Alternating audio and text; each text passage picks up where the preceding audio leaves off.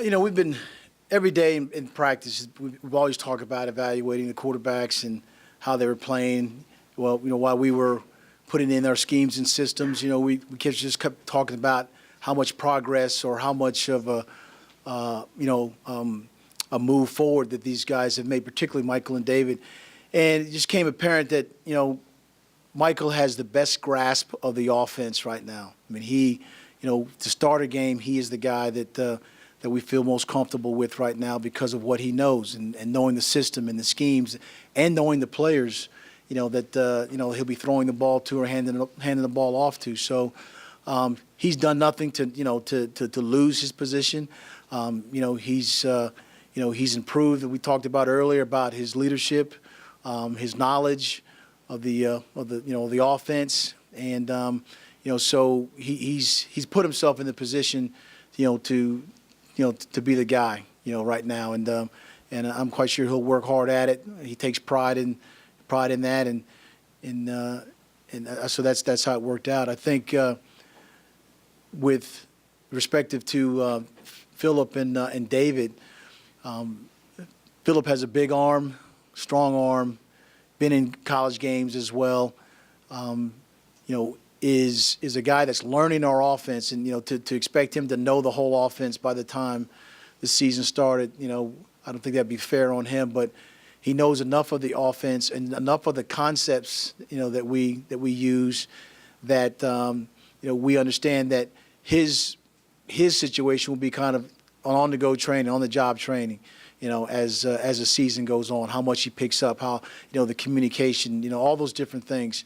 And, he's had a chance to do that in early part of camp, but not enough of a chance to really continue it on. So we want to be able to see that, if he can continue on and improving to where, to where we think he could be a pretty good quarterback. So we feel good about, those two guys. With David, it was a tough call. I mean, David has done everything, that we've asked and some. He's matured tremendously. His physical talents and skills are, improved greatly. I think with him, and I had a chance to talk to all three of them, and what's amazing about it is all three of them are very, we talk about being selfless. I mean, they're three selfless players. They want what's best for the team. And the conversation didn't go into, who should be number one. It's, what's best for the team. And that was amazing to listen to all three talk about that.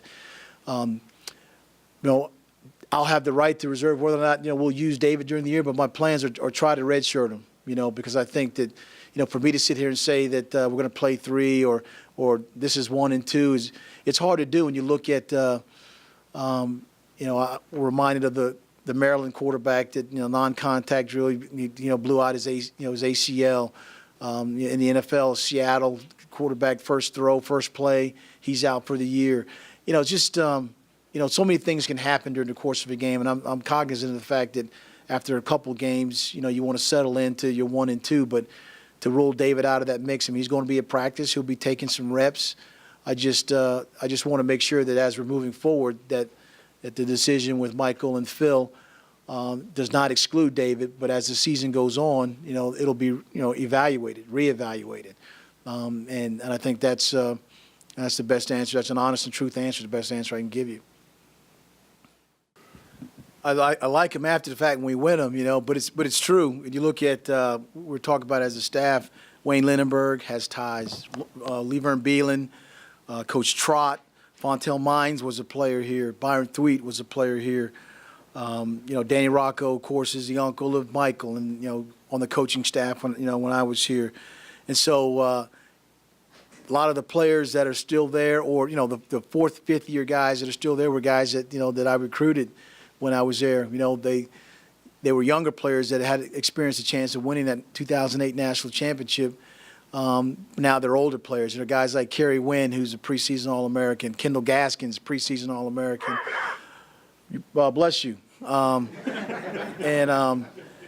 Darius McMillan, who's a preseason, All-American. So there are so many different ties because, from the Richmond staff, Jeff Hansen and Vince Brown, Mike Farragelli, they come to Virginia. It is kind of weird to be on the opposite side, but knowing that you have a good friend on the other side. You got players that you sat in their homes and talked to them about the education and the experience they'll have at Richmond.